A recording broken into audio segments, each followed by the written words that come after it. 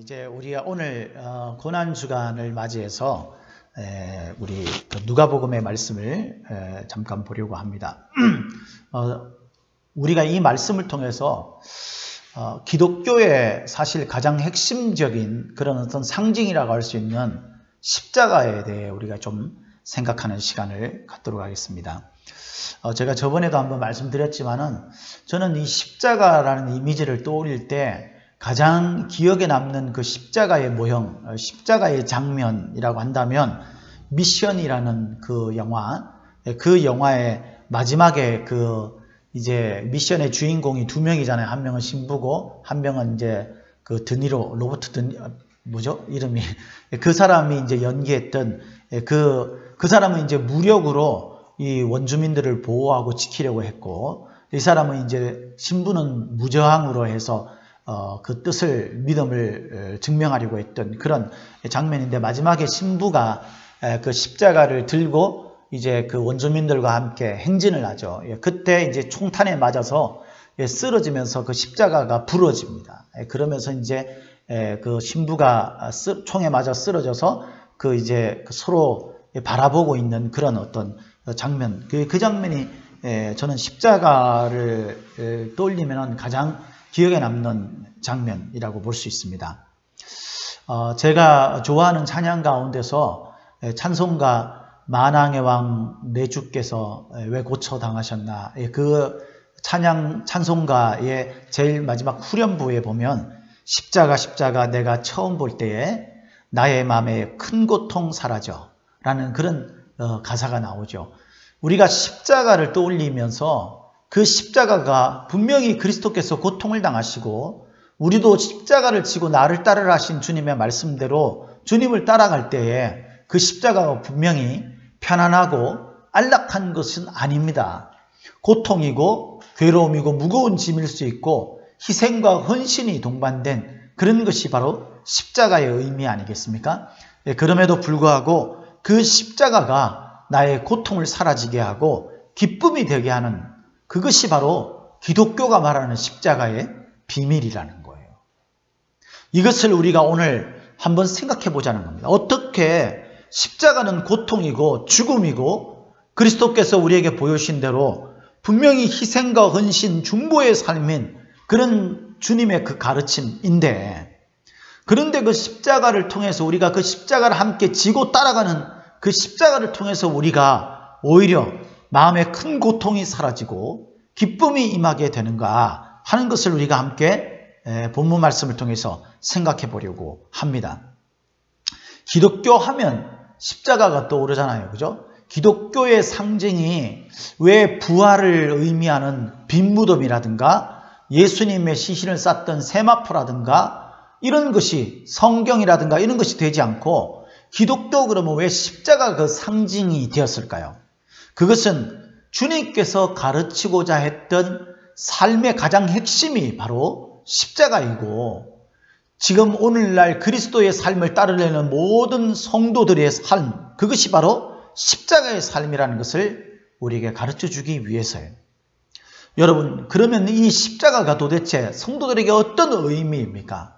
제일 먼저 우리가 생각해 볼 수 있는 것은요, 십자가 앞에서는요, 진실을 고백해야 한다라는 것입니다. 진실을 고백하는 것이 바로 십자가라는 거예요. 우리가 십자가를 통해서 고통과 괴로움과 그와 더불어서 이 고통이 사라지고 기쁨이 임하는 그 이유가 뭐냐면은 바로 십자가는 진실을 고백하는 자리이기 때문에, 오늘 우리 본문에 보면 40절에 이렇게 이야기합니다. 40절부터 우리 42절을 다시 한번 읽도록 하겠습니다. 시작. 하나는 그 사람을 꾸짖어 이르되 네가 동일한 정죄를 받고서도 하나님을 두려워하지 아니하느냐. 우리는 우리가 행한 일에 상당한 보응을 받는 것이니 이에 당연하거니와 이 사람이 행한 것은 옳지 않은 것이 없느니라 하고 이르되 예수여 당신의 나라에 임하실 때에 나를 기억하소서 하니. 여러분, 이 예수님의 십자가의 장면에 이 누가복음에서는요, 두 강도가 함께 달려있는 것을 보여주고 있습니다. 한편에 오른쪽에 또 한 강도가 있고 또 왼쪽에 한 강도가 있었어요. 그 중간에 예수님께서 십자가에 지금 못 박히셔서 마지막 숨을 거두시는 시간을 앞두고 있습니다. 이때에 한 강도가 이렇게 말합니다.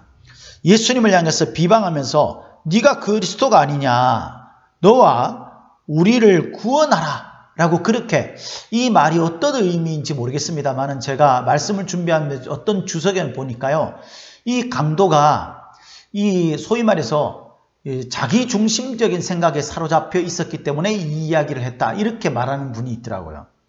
이 말이 무슨 말이냐면은 이 강도가 지금 자기가 행한 행위, 그래서 자기의 죄로 인해서 흉악범으로 십자가에 지금 죽음을 당하게 된, 처형을 당하게 된 그런 입장에서 자기 자신을 돌아보기보다는 자기가 이 고통에서부터 벗어나는 그것만을 생각하고 있다는 거예요. 그래서 들었던 소문에 의하면 자기와 함께 십자가에 달려있는 이 사람이 아주 대단한 일도 했던 사람, 심지어는 죽은 자도 살렸던 사람, 이런 그리스도다라는 이런 소문을 익히 들었다는 거예요. 그래서 그 강도가 자기가 어쩌면 이 사람으로 말미암아서 내가 좀 이렇게 여기 이 고통에서 벗어나서 멀쩡한 모습으로 그렇게 되지 않을까, 뭐 이런 어떤 간절한 마음, 그와 더불어서 그게 될까, 그러면서 네가 그러고도 그리스도냐, 이런 어떤 비방의 마음, 이것들이 복합적으로 엮인 그런 말이다, 이렇게 말하는 그 주석가도 있더라고요. 어찌됐든 이 강도는요, 자기의 잘못에 대해서 돌아보지 않아요. 사람들은 그러죠. 우리가 살아가는 데 있어서 우리의 잘못을 돌아보는 사람은 극히 드뭅니다. 어떤 일이 발생되어지면 그 환경과 그 조건과 그것들이 나를 이렇게 만들었다라고 생각하지, 내가 근본적으로 나에게 이 죄의 모습, 죄의 본성, 이것들로 말미암아서 이런 일들이, 이런 고통이, 이런 징계가 시작됐다라고 생각하는 사람은 별로 없어요. 그 고통이 임할 때에 나를 돌아보고 내 자신이 가지고 있었던 그 죄의 모습들, 나의 추한 모습들, 나의 이런 허물 많고 연약하고 고통 가운데 있는 모습을 솔직하게 아뢰고 고백하는 그런 사람이 있기는커녕 사람들은 대부분 오히려 남들에게, 환경에게, 조건에게, 주변의 것들에게 핑곗거리를 대고, 그리고 이 고통이 내게 빨리 무마되는 방법에만 우리는 관심이 집중된다는 거예요. 그래서 우리는 그 정말 진실한 것이 무엇인지, 참이 무엇인지, 우리의 진실이 무엇인지에 대해서 논하지 못하고 있다는 겁니다. 그러나 예수님으로부터 우리가 결론적으로 이야기하면 복을 받은 또 한 명의 강도가 있었습니다. 이 강도는 좀 전에 읽은 대로 자기 자신과 함께 달려있는 그 행악자가 어떤 사람들인지를 스스로 고백하고 있습니다. 그죠? 40절에 보니까 네가 동일한 정죄를 받고서도, 이것은 자기도 함께 포함되어 있는 거죠. 동일한 정죄를 받고서도 하나님을 두려워하지 않느냐. 여기서 우리는 정말 아주 중요한 사실을 하나 깨달을 수가 있어요. 그죠? 이 소위 말해서 돌이켜서 결국 궁극적으로 주님으로부터 복을 받게 되는 이 행악자가 자신의 그 죄악, 자신의 그 잘못되어 있는 그 추한 부분들로 인하여서 하나님 앞에서 그 모든 것들을 지금 대가를 받고 있다라고 생각하는 거라는 거죠. 그래서 하나님을 두려워하지 않느냐라고 이야기를 합니다.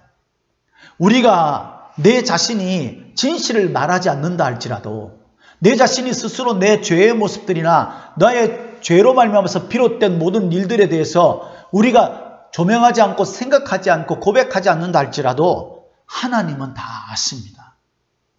그 모든 것들이 어디서부터 시작된 것인지 하나님은 다 아시죠. 하나님은 절대로 하나님 앞에서 거짓을 지속시킬 수가 없어요. 하나님은 그것들을 그냥 두지 않습니다. 저는 누구보다도 그것을 가장 치명적으로 깨달았던 사람 가운데 한 사람이죠.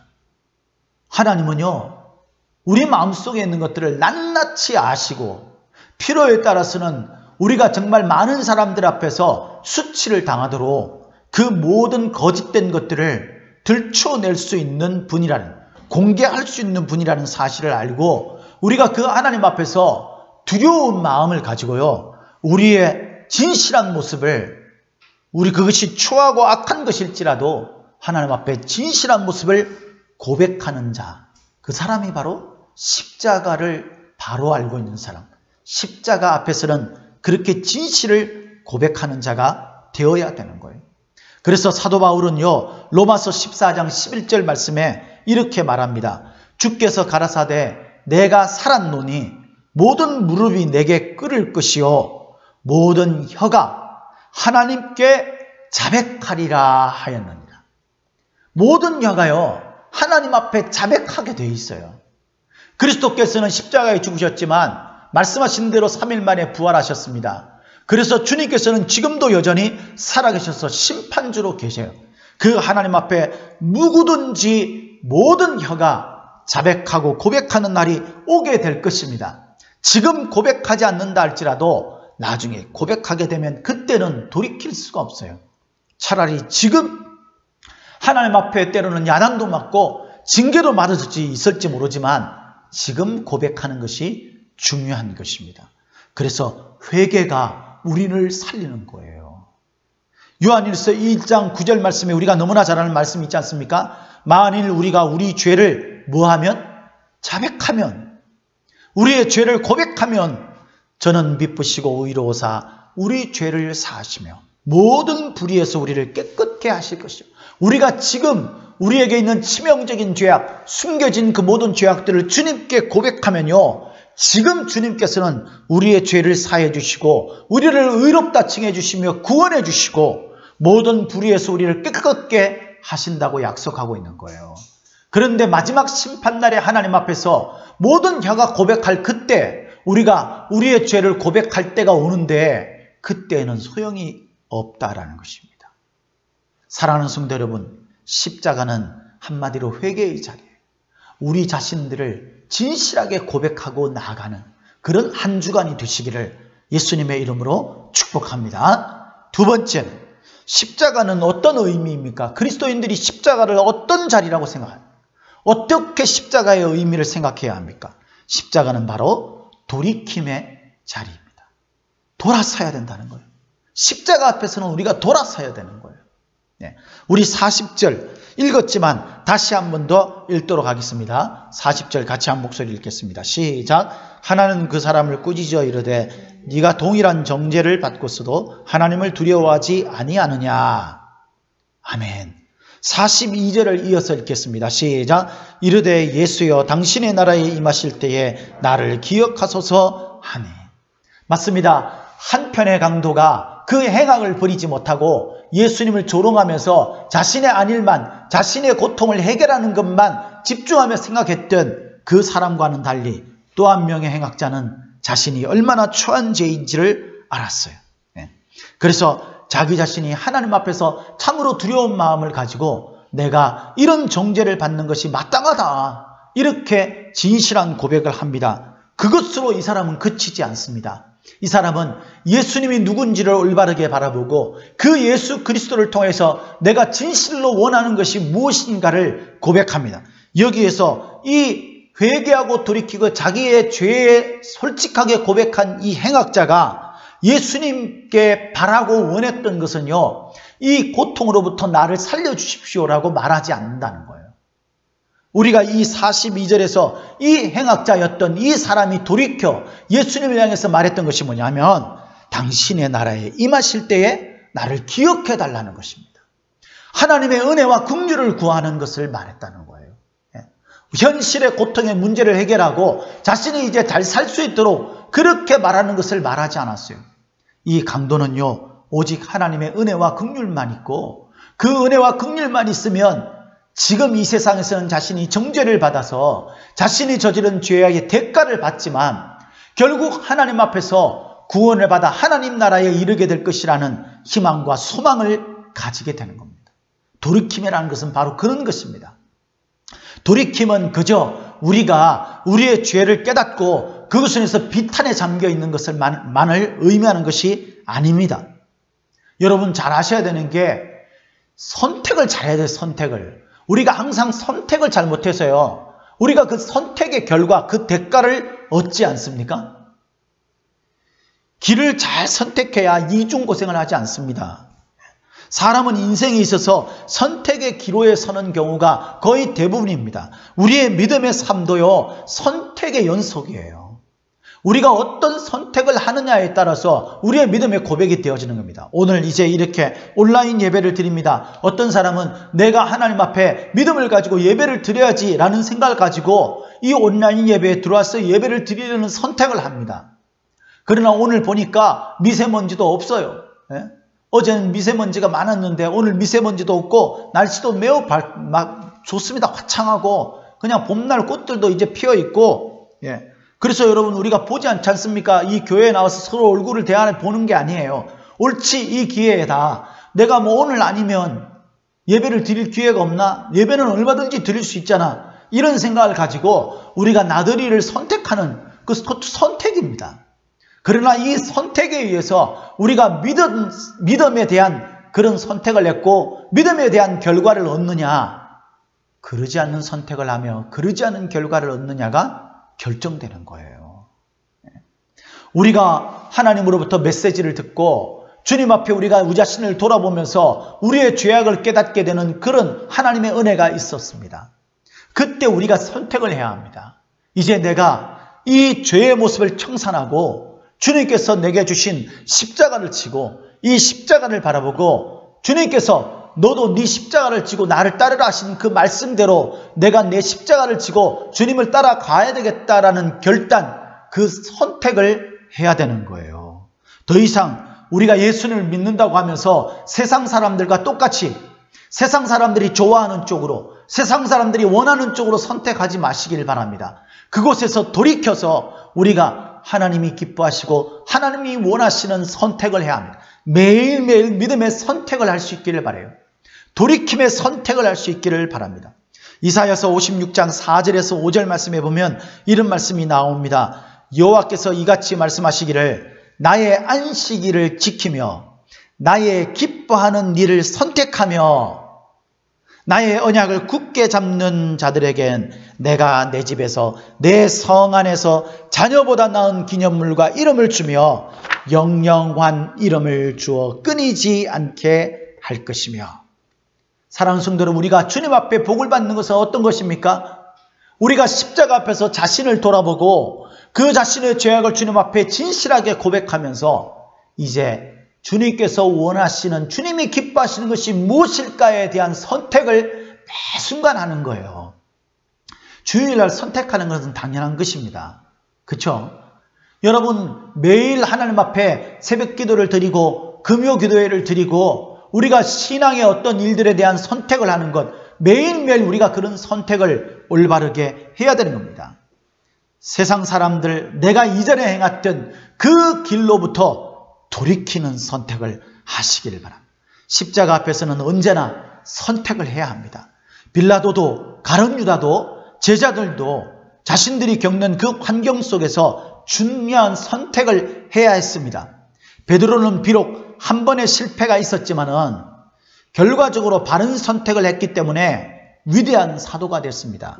우리 22장 62절 말씀에 참조해 보면요, 베드로가 예수님을 3번씩이나 부인하고 다 운 것을 듣고 난 다음에 밖으로 나가서 뭐 했다 그랬어요?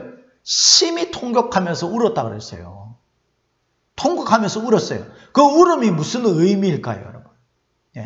그 울음은 자기 자신의 진실함을 깨닫는 겁니다. 자신이 얼마나 추하고 연약하며 주님 앞에서 내가 죽겠다고 장담했던 자기가 얼마나 허약한 존재인지를 알게 된 거예요.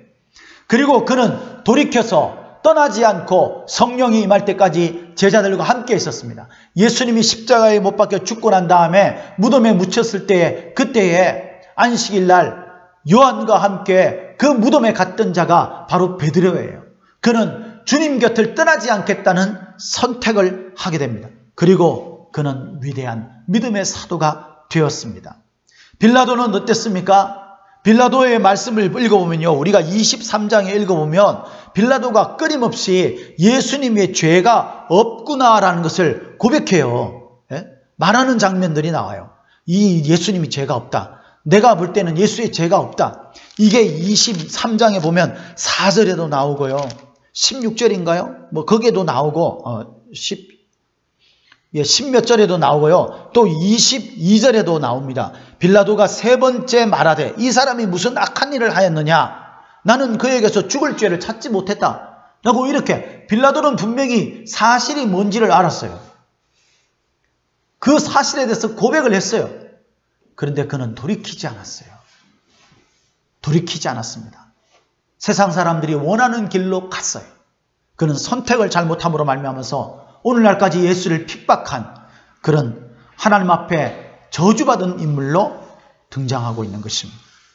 사랑하는 성도 여러분, 오늘 두 행악자 가운데서도 한 명은 올바른 선택을 하지 못했고 한 명은 올바른 선택을 함으로 말미암아서 한 명은 영원한 형벌로 한 명은 영원한 영생으로 그렇게 결론 짓게 됩니다. 사랑하는 형제자매 여러분, 진심으로 돌이켜야 됩니다.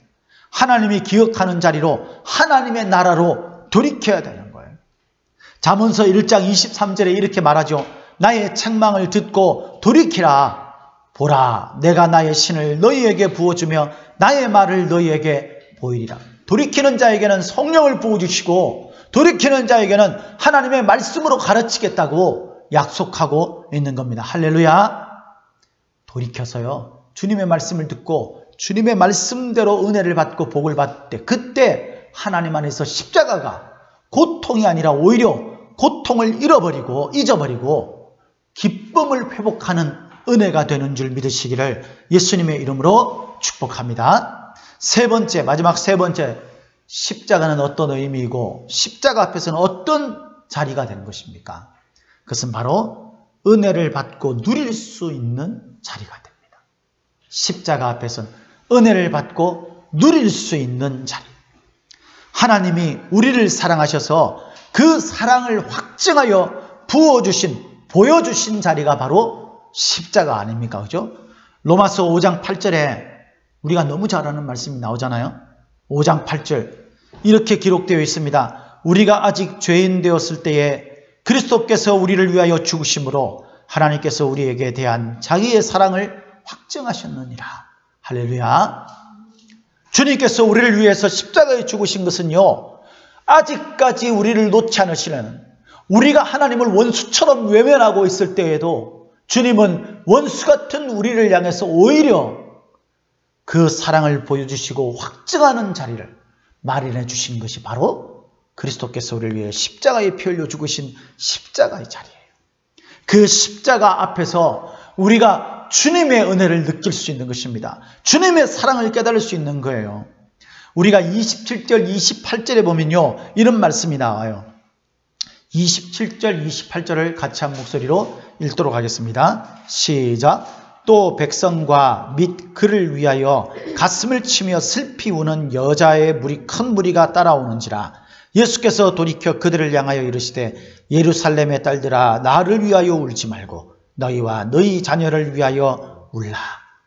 여인들은 지금 예수님께서 십자가에 못 박혀 죽으시는 것을 보고 고통과 절망 가운데서 울고 있습니다. 이때 예수님께서 이 여인들을 위로하시면서 오히려 너와 너희들의 가족들을 위해서 울어야 될 것이다 라고 말씀하고 있어요.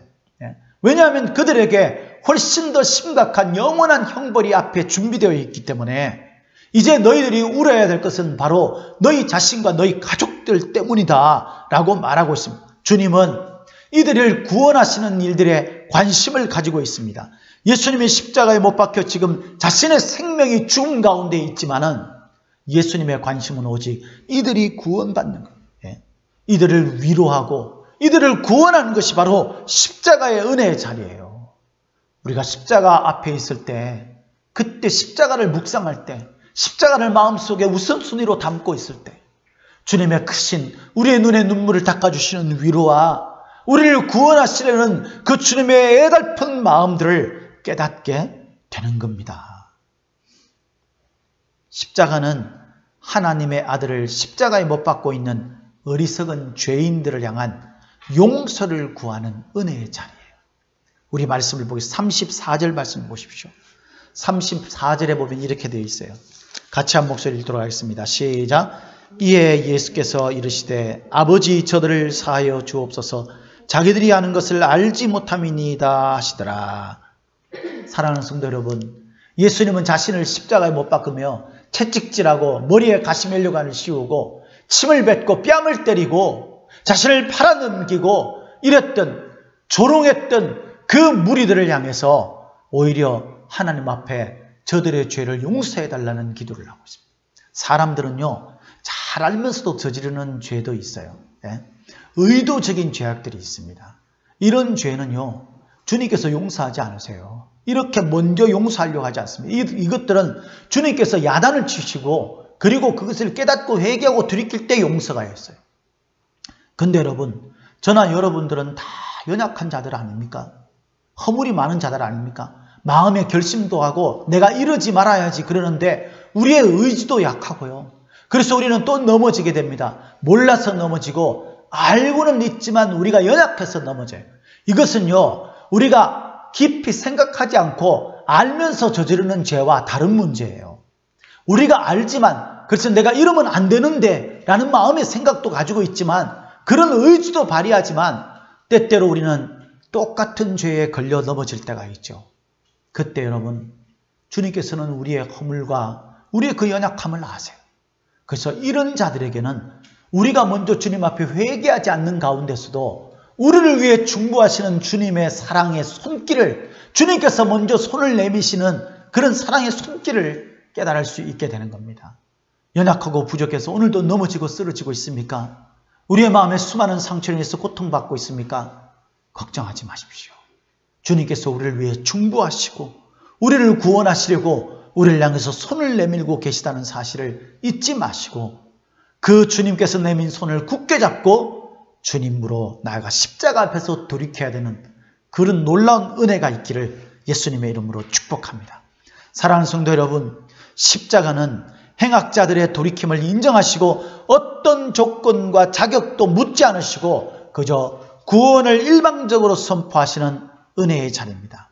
이 행악자가 주님의 나라에 임하실 때에 저를 기억해 주십시오 라는 이 한마디로 예수님은 네가 오늘 나와 함께 뭐에 있다고 그랬어요? 낙원에 있으리라. 낙원은 에덴이라고 말하기도 하고요. 하나님 나라입니다. 어쨌든 이 하나님의 나라에 네가 임하게 될 것이라는 그 하나님의 나라는 더 이상 고통과 눈물과 슬픔과 질병과 죽음이 없는 곳이라고 그랬어요. 영원한 사망이 없는 곳이 바로 하나님의 나라입니다. 그 하나님의 나라가 우리에게 임하게 되었다라고 선포하는 자리, 그 자리가 바로 십자가에 달리신 예수님께서 선포하셨던 이 십자가 앞입니다. 십자가는 원수된 우리와 화목하게 하신 하나님의 은혜의 자리입니다. 로마서 5장 10절에서 11절 말씀에 보면 이렇게 기록하고 있어요.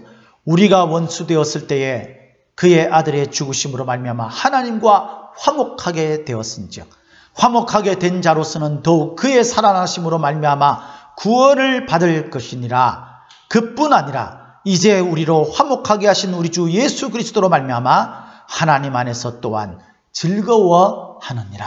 할렐루야. 주님과 우리가 원수되었을 때 그때 이 십자가 앞에서 어떤 일이 일어나면 이 원수의 담이 깨지는 역사가 일어나는 겁니다. 그래서 하나님과 우리가 하나가 되어지고 하나님을 향해서 우리가 아빠라고 부를 수 있게 됩니다.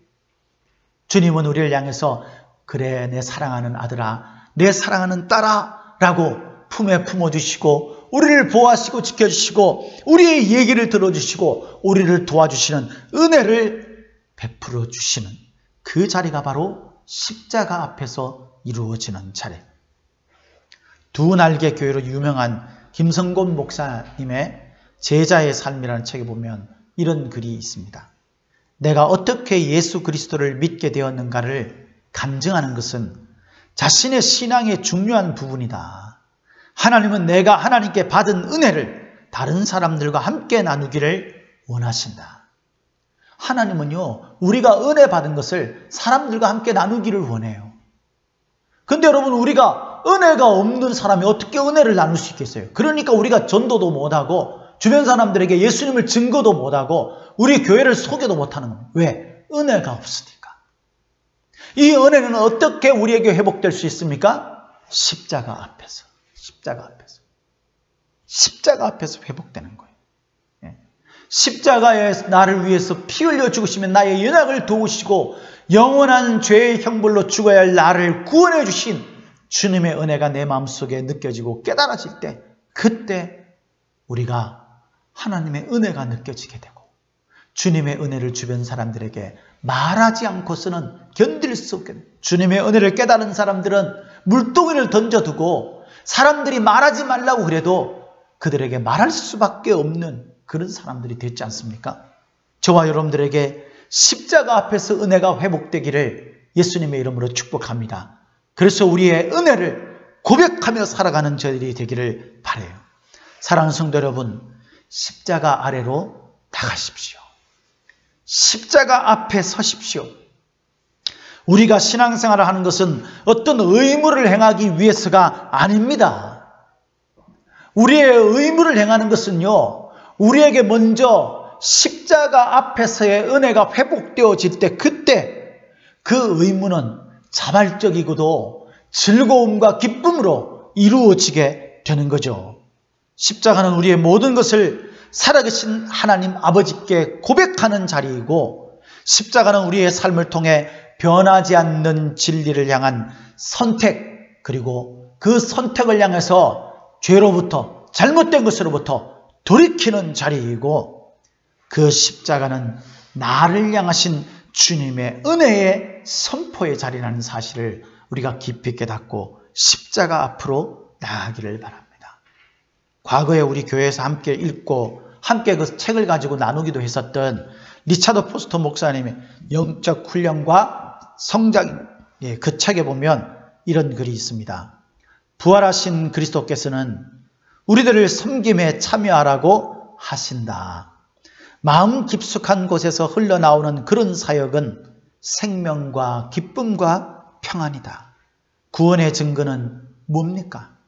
그것은 십자가를 통해 우리를 향한 온전한 사랑을 확증하신 예수 그리스도, 아버지의 사랑을 본받아 살아가는 우리들의 모습이에요.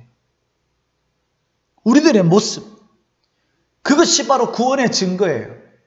내가 마음속에 예수님을 주라 시인한다 라는 말은 우리 입으로 시인하는 것도 포함되어 있지만, 그보다는 더 궁극적으로 마음으로 믿어, 다시 말해서 내 마음 중심에 예수 그리스도를 신뢰하고 믿는 그 굳건한 십자가와 부활의 은혜가 내 속에 있기 때문에 우리가 돌이켜 주님의 십자가를 지고 주님을 따르는 삶을 사는 그 삶을 통해서, 그런 우리의 모습을 통해서 구원이 확정되어지고 구원의 증거가 드러나게 되는 거예요. 말로만 주님을 믿는다고 말하지 맙시다. 주님께서는 이번 주간에 우리를 위해 십자가에 피 흘려 죽으신 그 사건을 실제 몸으로 보여주셨습니다. 그것을 기념하는 주간이 바로 고난주간이에요. 이 고난주간을 맞이해서 저와 여러분들이 어떻게 이 한 주간 동안을 살 것입니까? 교회도 이제 모이지 말라 그러지. 그냥 우리가 이렇게 저렇게 모이는 것들, 다른 사람들한테 우리가 뭔가를 해야 되는 그런 것들도 지금 우리가 하지 못하는 시기지. 그러니까 잘 됐다. 이때 그냥 우리 가족들하고 같이 그냥 즐거운 시간 보내고 이렇게 우리들을 위해서 재밌는 시간 보내고, 이런 것들에 우리의 마음이 집중되어 있지 않습니까? 사랑하는 성도 여러분, 이 고난주간에 그리스도께서 나를 위해서 십자가에 피 흘려 주신 그 십자가 앞에 나가서 그 십자가의 의미를 묵상하고 주님의 십자가의 은혜에 동참할 수 있는 한 주간이 다 되시기를 예수님의 이름으로 축복합니다. 축복합니다.